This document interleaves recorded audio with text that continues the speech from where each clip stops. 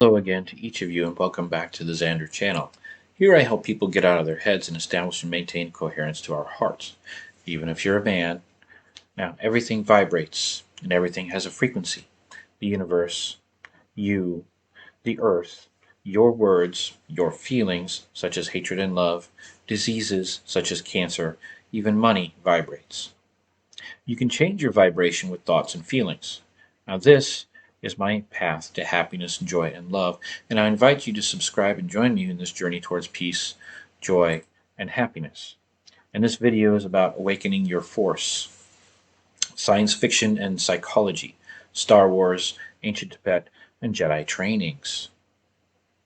Fictional works have long allowed humanity to explore what it labels as impossible. The ability to move objects with the mind, know the future, or possess superhuman strength are the attributes of godlike figures which rouses curiosity and stimulates the imagination. Humanity seems to be pre-programmed with an innate desire to imagine the fantastic, pushing the limits of what is considered normal. And in society, all of these things are labeled scientific fiction or fantasy, but as the following article with John Rappaport details, psychic abilities are well established in reality and in scientific circles. Star Wars is one such work that contains nearly all of the sought-after superhuman abilities: precognition, telepathy, telekinesis, psychic attacks, healing, and much more. In this article, I attempted to describe the science behind these abilities, which corresponds to the data provided herein. Now, if the truth is that humanity has these abilities waiting to be discovered, why would Hollywood and the media allow stories of them to be told? As Rappaport alludes to, it is most likely to normalize the notions in our minds. Psychology of science fiction. Normalization is a psychological term describing how a stimulus produced a diminishing cognitive response to more is exposed to an individual. Now, the first time we see something new, it grabs our attention, and we seek to gain an understanding of what is observed. But in the second time it is viewed, we have already defined it as such, and it does not draw our attention as much. Eventually, the stimuli is taken for granted, and then the mental definition that is created as a result becomes crystallized or automatic. Now, the stimuli triggers no neurogenic or mentally creative response. The previous association is recalled. Language is an excellent example of this mental process, wherein new words are learned and meanings discovered become second nature. So let's consider what effect science fiction has on the mind. Firstly, if the realities of innate psychic ability are well founded, then to describe them as a fictional or unreal creates a meaning structure within the mind that actually prevents consciousness from developing these actual abilities, because we redefine it as fiction or unreal. Everyone is curious about psychic abilities, and when their curiosity is met with a socially accepted definition of impossibility, that individual has to make a choice. Will I continue to consider these abilities as possible, or will I follow along with everyone else and believe they're impossible? And, well, only a few select people who have some sort of bloodline are able to do these things. Whereas I am not a part of that bloodline, so therefore I could never possibly even consider doing that. Superheroes the same way. You're looking for an external source to solve your problems. Some sort of savior other than yourself. In today's world, an individual's capacity to maintain an independent mode of thought is considered by an enormous weight as countered, by an enormous weight of social pressures. People tend to push their beliefs onto others, and if they're not accepted, all manners of social indoctrination ensues to force the divergent ones back into compliance. Religion, anybody? Imagine a child who thinks that they can move objects with their mind and see the future going to school and telling their friends that they can do so. Right? The children at school who have accepted the social programming that these things are impossible will belittle and ridicule the other child who is foolish enough to consider such things as real. The open-minded child may even be physically attacked by their peers in the playground, all of which occurs when independent thought comes in contact with dogmatically accepted socialized belief systems, school systems. Now, in the face of such treatment, most of us would abandon that divergent ideas and become one of the socially initiated. It's very easy to see how an unquestioned social program can easily wash over a collective consciousness and become self-sustaining limitations. How about racial memory and normalization? Since nearly everyone is curious about these things at some point in their lives, it suggests a type of racial memory or intuitive knowing latent within us that is yearning to be acknowledged. If a social program existed to squash these curiosities, a population of people may actually begin to develop them. Given that there are countless megalithic sites which seem to be created by fantastic means, I suggest that cultures have existed in history that organically developed these abilities simply because their social fabric allowed them to be explored. There are many ancient sites that are not talked about in mainstream. There are many things that are curiously pushed to the side. Sciences and other scientists in the mainstream have pushed them aside and ridiculed and belittled their colleagues that find these sites and try to dig them up and try to find some sort of explanation for them, which is absolutely fantastical and along the science fiction method genre. So since it cannot be explained with what we know now, it could never actually be real because we can't explain it. If we can't see it, we can't tell it. We can't tell it as true. We cannot measure it. Therefore, it cannot be true. We can only see in one spectrum of light, yet there are an infinite numbers of spectrums of light. Just look at your animals. If you have a cat or a dog, they can see in the dark, or we cannot without the assistance of an external device. Is it so radical to believe that there are other things out there that we cannot see when we already know that we can only see in one spectrum of light? We can only hear in a specific frequency range. Does that mean that we cannot, things that we cannot hear, that dogs can hear and cats can hear? Right? There are frequencies out there that we are subject to that we cannot hear with our ear, but do they actually affect our bodies? Check out my videos, Schumann Resonance 101 and 201, and you'll find the answers there. So let us consider the notion of a cabal or some sort of nefarious group, insert name here. This is that is fully aware of humanity's innate psychic ability, but chooses to keep it a secret to manipulate the masses to service a hidden agenda. There is a very real possibility that if left unchecked, humanity would eventually rediscover their superhuman abilities.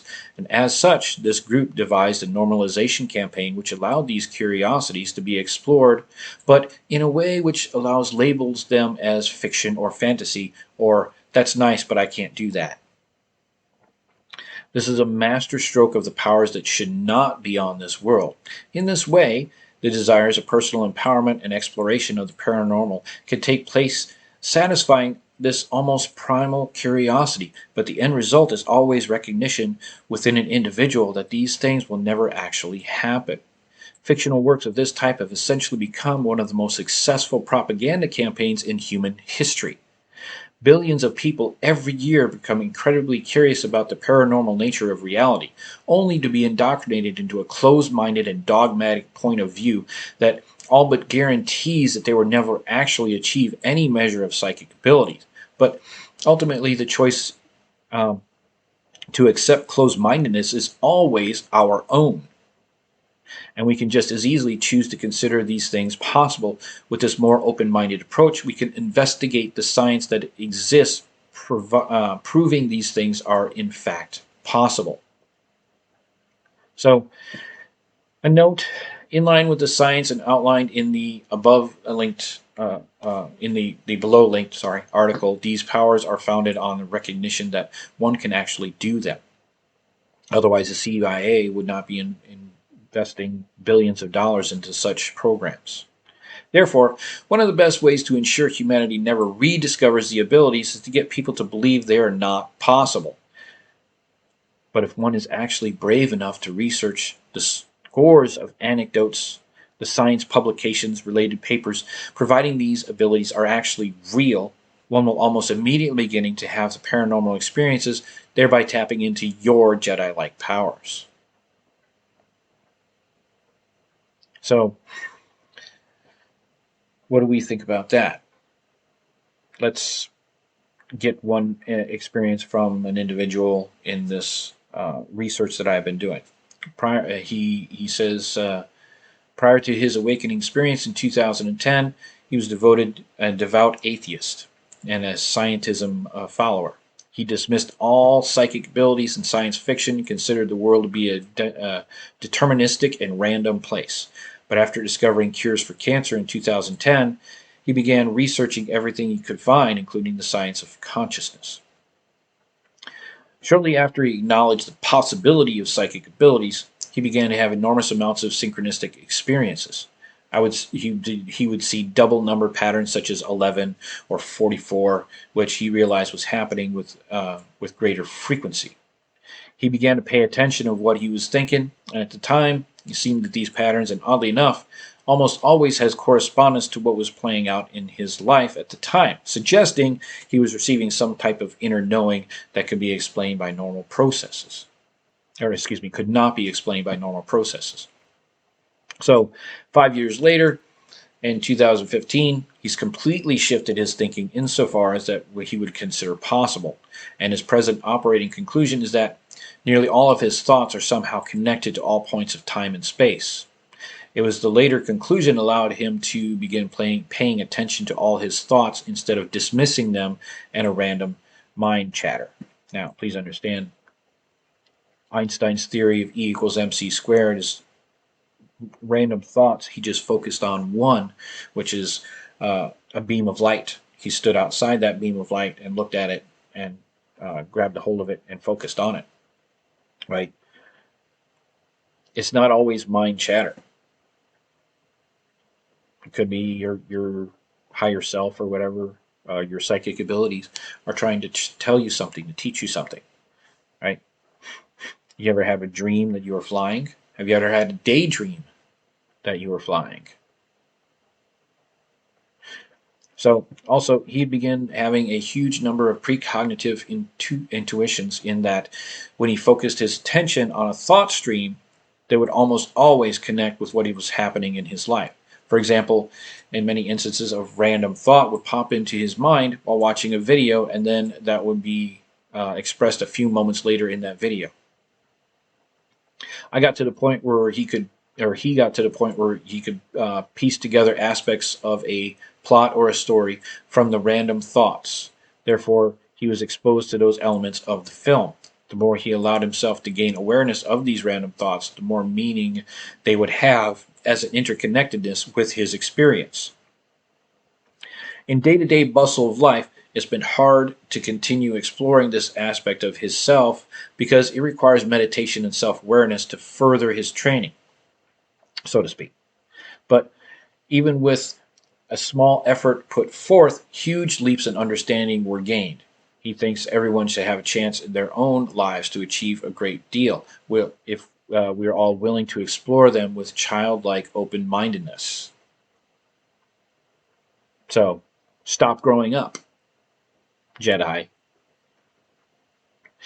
In my view, the first step to or in his view, the first step to achieving these or activating these abilities is realizing we've already begun using them for most of our lives. We just mislabeled them in our understanding.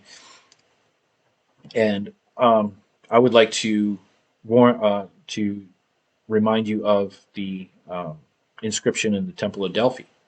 I warn you, whoever you are, oh, you who wish to probe the arcanes of nature, if you do not find within yourself that which you seek, neither shall you be able to find it outside. If you ignore the excellencies of your own house, how do you intend to find other excellencies? In you is hidden the treasure of treasures. Oh, man, Know thyself, and thou shalt know the universe and the gods. Once again, this is the phrase that is inscribed in the ancient temple of Delphi.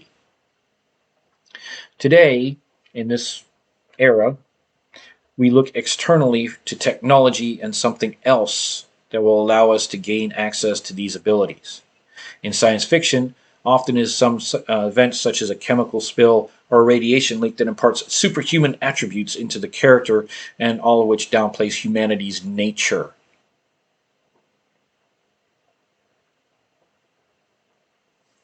So as the above phrase in the temple says, O you who wish to probe the arcanes of nature, if you do not find within yourself that which you seek, neither shall you be able to find it outside. If all it takes is to start one's Jedi training is to simply believe that it's possible and look for how it's already happening, then why not take the leap of faith yourself? Nobody's watching. Actually, this video is recorded, so I'm not even watching. In doing so, we open the door to self-empowerment and simultaneously help to end the elite's social indoctrination program that has limited humanity for eons. So what do you think, Jedi? So let's think about this. All right, we'll start here. There are preconditions for the popularity of Star Wars films. New, previously unseen space, huge amounts of it. Heroes in that space, right? The capacity to perform paranormal feats. A force that feeds into that capacity, a battle between the light and dark aspects of the force. Sure, a director could take those preconditions and distort and strangle them into making a film, but without those elements, Star Wars movies wouldn't even exist at all. So, drilling down further, the Jedi, in whom the Force is naturally strong, undergoes training. This factor pulses in the audience subconscious because it makes a kind of sense. If an individual can perform paranormal feats and control them, he needs to learn how. He needs to go to school. He needs to find a master. He needs to practice, just like an athlete does. Perhaps the paranormal isn't just children's fantasy. Maybe, just maybe, it's more than that. Suppose that it is. Suppose that these societies that we live in, these civilizations, are built to exclude such possibilities. Suppose in the glorification of technology an omission has occurred, the internal omission. Suppose a deadening realism is the arbitrary substitute for paranormal ability. Suppose this is a long con for immediate obfuscation.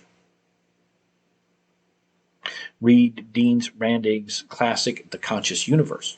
He presents a compelling case via a far-reaching analysis of paranormal laboratory experiments and their results. Dean Radin's classic The Conscious Universe. Laboratory experiments, documented science. Look it up. When I first read his book, it was astounding. Far from merely recounting anecdotes of paranormal phenomenon, Radin was proving that decades of well-informed and well-conducted published laboratory studies in the area of telepathy and psychokinesis revealed that these human capabilities actually exist and have existed for a very long time. And they exist in everybody. Not your bloodline, not your freaking Harry Potter shit, right? Because you have to have some sort of bloodline. Not a royal family, none of that crap. You, human. So maybe you should not allow anything to alter your RNA and DNA sequencing, such as a vaccine. He had performed a staggering feat. He had shown the science was valid. It remains for other branches of the scientific community to catch up, to admit their consensus about reality is provincial, distorted, and pathetically behind the times. The scientists are now the Roman Church of old, denying Galileo and Bruno. A few years ago, Radin spoke at a conference at the Electric Universe in New Mexico. He described his recent pilot study on time and precognition. A small group of advanced meditators who used the non-dual technique were tested. While meditating, they were subject to random interpretations, a flash of light, and a beeping sound. Measuring the brain activity, Radin found that significant brain changes occurred before the light flashes or the beeps. A control group of non-meditators were tested in exactly the same way, but their brain measurements revealed no such changes. In other words, the brains of the meditators anticipated the timing of the unpredictable interruptions that were completely randomized by electronic devices. The future was registering now. This, of course, opens up another way of thinking about time. Serial time. The idea that in this continuum we experience a smooth progression of moments with the present moment being, so to speak, the future, is the conventional view. But suppose that is a grossly limiting and sketchy premise. Suppose that for those who can be aware of it, the future is bleeding into the present. It is making an impact before it happens. Back to Jedi training, you can anticipate when somebody's pulling that bolter trigger and hold up your hand and deflect it like Darth Vader does, right? You can get out of the way when you know something is coming, right? It's intuition. Now, if time is deeply rooted in perception, Dean Radin's study indicates that this perception extends into the future. So if people can register the impacts of the future now, then our notions of time are up for grabs. So are conventional concepts of cause and effect, which relies on a chain of events moving like trains from the past to the present. We need to consider that the causes can sit in the future and produce their effects in the present. In which case, what is the future? It's certainly not an expanded territory that extends beyond our normal notions of it. In correspondence with, in the correspondence that I took in finding all this crap, now Dean Radin offers further information about his study. All participants knew that they would receive a light flash and an audio tone, beep, or both, or none. In one condition, they did not know that these would occur or what type of stimulus. In another condition, they knew when it would occur, but not what would occur. In all cases, no one, including the scientists, the experimenters, knew that what stimulus would be next, because we used a true random number generator to select it on the fly. The conclusion of the study was that the report's subjective experience of exceptional spaciousness or timelessness reported by some advanced meditators appeared to be objectively correct. That is, their subjective senses of now appears to expand substantially, and our experiment indicates that this was not an illusion. So, asking Dr. Radin how closely correlated the light flashes and audio tones were to the brain changes in the meditators, his answer was stunning. The brain changes occurred 1.5 seconds before the interruptions. And the changes obviously occurred even though some of the meditators didn't know when the interruptions were coming. Radin's remarks offer us a major point. These meditators were expanding their consciousness of the present moment so that it included the future. Such a framework of understanding travels far beyond modern ideas about the makeup and laws of physical universe. It actually implies more than merely a holographic or pixel-based cosmos. It speaks to Titan-like capabilities on our own part. Pardon. Of course, having sunk into a state which we navigate in amnesia about ourselves, we look at these ideas with skepticism. We pretend that they're a trapper of container continuum of space and time, as Einstein and others have fleshed out. We say that we're too busy to meditate. We don't know how to meditate, or we've heard that it takes years, 30 years, 35 years, sometimes an entire lifetime to reach that certain level of conscious bliss in meditation.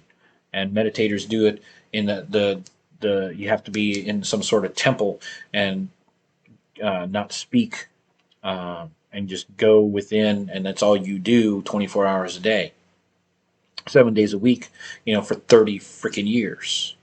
And you count that as boring. How boring is it sitting at your desk? How boring is it turning a wrench? How boring is it driving that truck? Whatever it is that you do, how boring is that now that you have pretty much mastered it? Or what else would you rather be? Are you working to live or are you living to work? I don't know of anyone that has ever said on their deathbed, I just wish I had one more day so I could go back to work. Consider what could be the most astonishing extension of Dean Radin's work. Suppose that for these elements of the future that aren't yet planned or on the drawing boards at all, people can still register their presence in advance. Then we will be talking about the human capacity to reach out into the vacuum, a nothing, still bring back what's going to happen. Now back to Star Wars.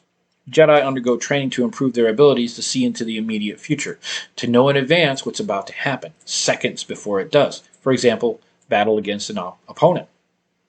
In this sense, that process mirrors what Radin has been researching and confirming. Is it any surprise that the movie audience feels resonance with the Jedi abilities? We're all taking part more than just fancy, wishful fulfillment. Another kind of training existed in early Tibet. Those Jedi used a method of visualization that, in its concept, challenges virtually all systems of spiritual practices. Read John Bofield's wonderful book, The Tantric Mysticism of Tibet. We're talking about deity visualization. The student is given a task. Create in his mind, in every detail, the image of a specific deity. I believe these students were given painting to study in this regard. There was no brush-off exercise. This was not a brush-off exercise. The student, in isolation, had to create all at once with no missing parts and sustain the entire fully and extensively decorated image.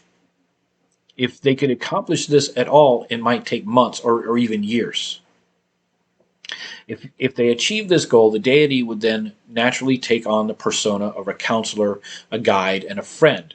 For the student, this would be a marvelous ongoing experience.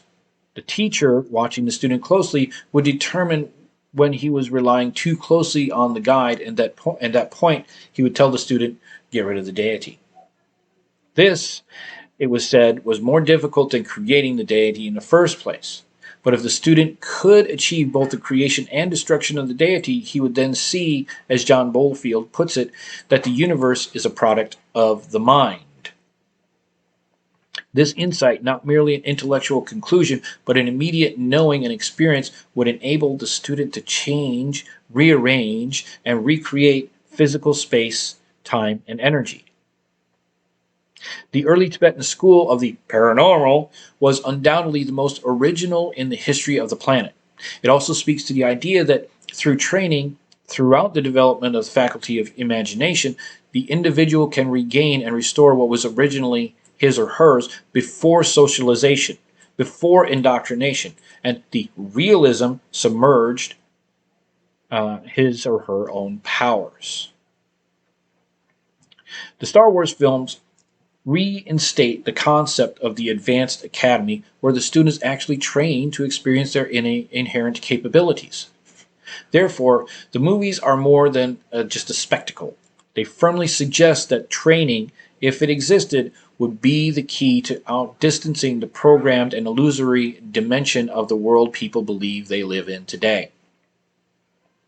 The films reawaken the idea of individual power, not as some bedraggled tag-end appendage going to a result of some sort of higher social evolution, but as a primarily alive and electric core that has been stepped on and rejected by engineers of mass future, in which individuals are supposed to be numbers and units and ciphers in a dimmed-out gray utopia for the sake of some misbegotten counterfeit of the universal justice and equality. Neither of which, when the veneer is peeled away, is just or is equal. Therefore, for those who can see, it is an illusion, it is a matrix. The reality is the individual, alive and awake with his amnesia stripped away and his own power intact once again. The mind does not subtract or divide. You cannot take away or reduce anything in your mind. Your mind only adds and multiplies. So you have to add positive thoughts, Multiply your feelings of love and above. Continually multiply your energetic vibration. You cannot unthink or unlearn anything. Check out my video on the universal laws. You have somewhere around 75,000 thoughts per day. You need to master those thoughts and increase your foundational vibration to love and above, which is around 528 hertz. For you, this means you feel love for yourself first, and therefore all things.